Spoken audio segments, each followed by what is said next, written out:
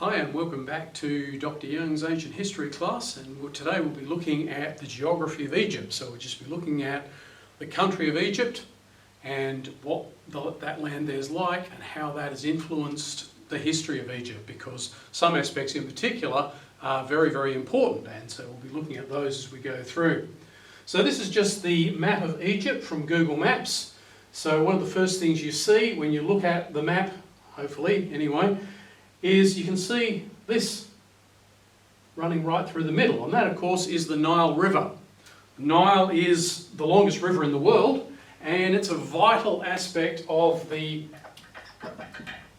history and development of Egypt, both ancient and modern. It's still absolutely vital for Egyptians nowadays, and it was certainly vital for Egyptians back in ancient times. Egypt was one of the very first cultures on earth to turn into what we can describe as a settled civilization, where people are building cities and organising themselves into a state.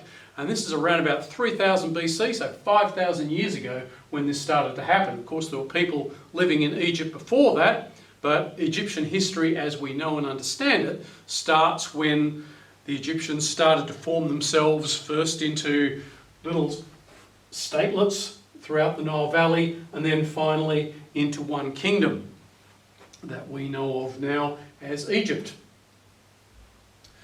The Nile is really important because in all of this area there's virtually no rainfall at all. So hardly ever rains, and ordinarily, of course, if you want to grow any crops, if you want to raise any livestock, if you just want to live, you need a source of fresh water. So they're obviously not getting any from the rain. What they are getting it from is the Nile River.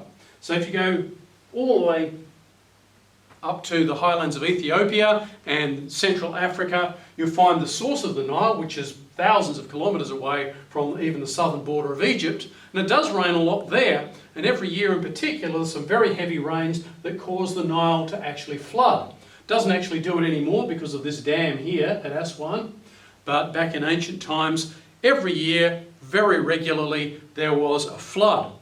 Now, ordinarily we think of a flood as a really bad thing, but to the Egyptians it was actually really, really important, because the flood actually covered all of the land around the river, and the flood waters dumped all of this extremely fertile soil in the Nile Valley. So you could grow virtually anything in the Nile Valley, and cereal crops such as wheat and so forth grow really, really well there. In fact, they can actually have 2 harvests of wheat a year instead of the 1 harvest that normally most places have. So extremely fertile because of that annual flood.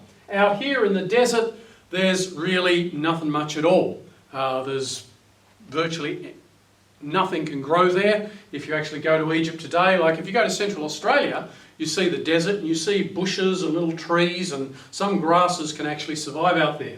But if you look at the desert in Egypt, it's just completely sterile, completely bare. There's virtually no plant life there at all. So it's just that dry. It just doesn't rain there.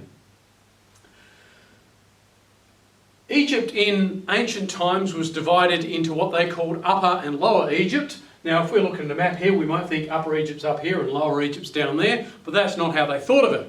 Because the River Nile runs from the mountains to the sea, so it's running down here and then it flows out into the Mediterranean Sea up here. To the Egyptians, this was Upper Egypt and that's Lower Egypt. So here we have Upper Egypt, which is the Nile Valley, and then Lower Egypt is this area here, which is called the Nile Delta. So at the Nile Delta, the river sort of runs out like this, and then it just branches into lots and lots of different branches and flows out into the sea. And so that area there is called a delta. And it's full of really, really fertile soil, and just like all up here in the valley, the delta can grow a huge amount of crops. The ancient Egyptians never referred to their own land as just Egypt, as we do. To them it was always Upper and Lower Egypt. So the Pharaoh, the king of Egypt, wasn't to the Egyptians the king of Egypt, he was the king of Upper and Lower Egypt. He's often referred to as the Lord of the Two Lands, sometimes the Lord of the Dualities, because there are all sorts of different dualities, sort of like a pair of two things. So there was Upper and Lower Egypt, there was the Red Land and the Black Land, which we'll talk about in a minute. There was the land of the living and the land of the dead. And all of these kind of distinctions all divided up into two, and the Pharaoh, the king of Egypt, was referred to as the Lord of the two lands, the Lord of the dualities, or the king of Upper and Lower Egypt. He had heaps of different titles, but those are just a few of them. But the term Egypt was not actually one that the ancient Egyptians used. They always referred to Upper and Lower Egypt. Even the Pharaoh's crown was composed of two separate crowns. According to Egyptian mythology, legend, we're not entirely sure how historical it is, there were originally two kingdoms. There was Lower Egypt and Upper Egypt, and right back at the beginning of recorded history, a king from Upper Egypt, and there's two or three different candidates for the guy that it could be. Could be the guy known as the Scorpion King, not the one from the movie, or Menes or Narmer. Anyway, he was king, whoever he was king of Upper Egypt, and he actually conquered Lower Egypt and made it all into one kingdom. And that's the start of recorded Egyptian history, around about 3100 BC. We don't know exactly, but roughly around that time. So Upper and Lower Egypt are very important things to know. Over here we have the Western Desert, and over here what's known as the Eastern Desert, and then you've got the Red Sea over here. So today and back in ancient times, 90% plus of people living in Egypt actually lived in the Nile Valley because it's very fertile. You can grow all sorts of crops there. You can see that even clearer, or more clearly, if we swap it over to the satellite view. So as you can see, taken from the satellite, you can rapidly see here the distinction between the Nile Valley and the desert land on either side of it. So over here, again, we've got the Western Desert here. You can see there's just a few oases here and there, but for the most part, it's just very, very barren desert.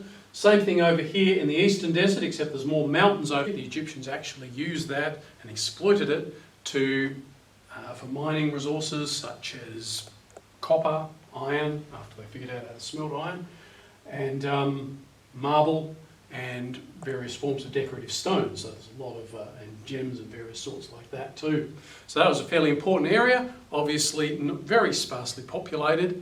The mines are what's really important here. Down here in what was called Nubia, which is the modern day country of the Sudan, you've got gold mines, and up here you don't have these deposits of soil that allow all of that fertile growing area like you do in Egypt. Pretty much the desert comes right down to the sides of the river up here in Sudan, so you never had the population and the ability to grow crops up here like you do in Egypt.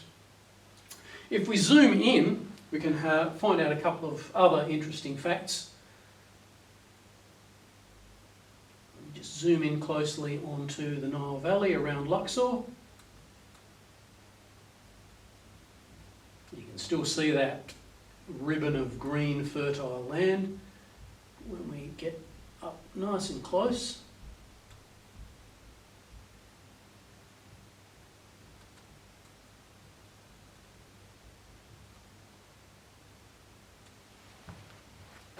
so here you can see very clearly that distinction between the green fertile valley of the Nile River and the really, really barren territory either side of it.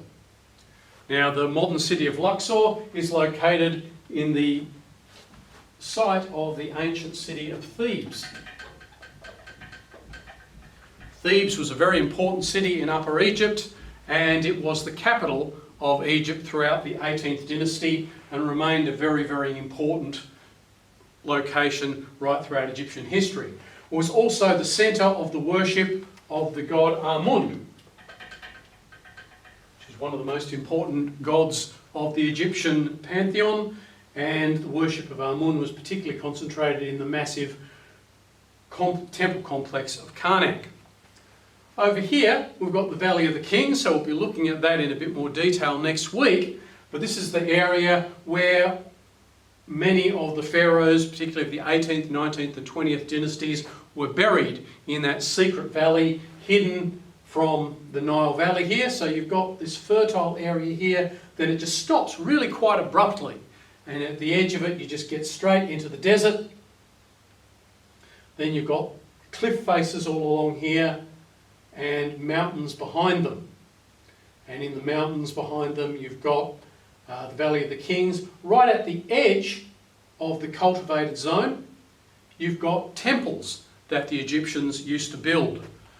So they built those temples, particularly the mortuary temples, for the various kings who were buried in the Valley of the Kings. So you'd have a temple here, right on the edge of the cultivated zone, and the tomb would be at a secret location in the Valley of the Kings, in the mountains and hidden from your average everyday Egyptian who's living in the Nile Valley.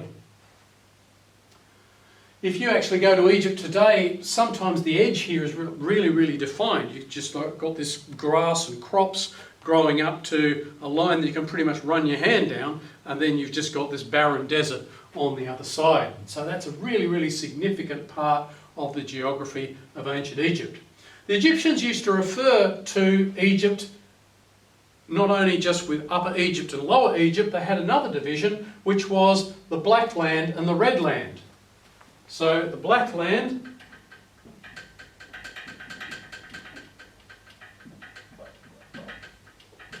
they referred to as Kemet, and the Red Land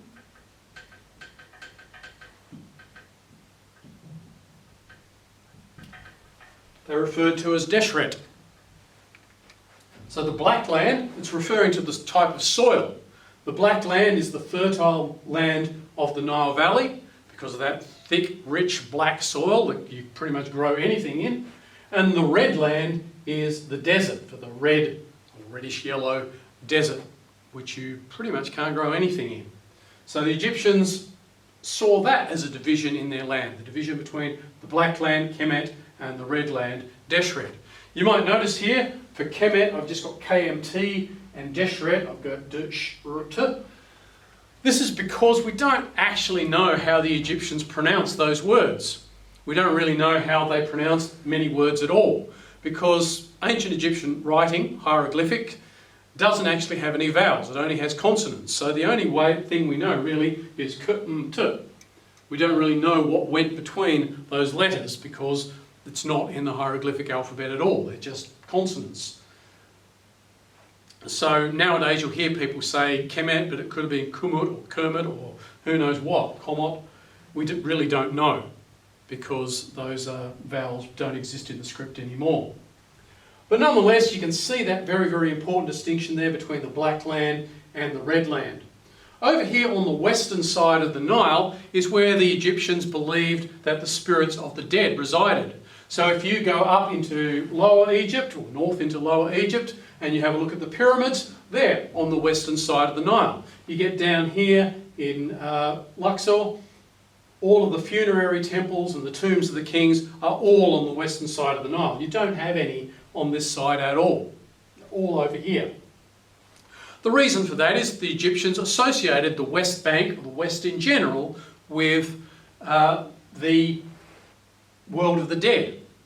This is because the sun actually sets over there, so the sun sets in the west, so the Egyptians saw the sun as symbolising life, death and rebirth. So they believed that the sun died every night, it undertook its journey through the underworld, or the god Ra, rather, and then it rose again the next morning in the east, that's the rebirth, and then it's alive through the day.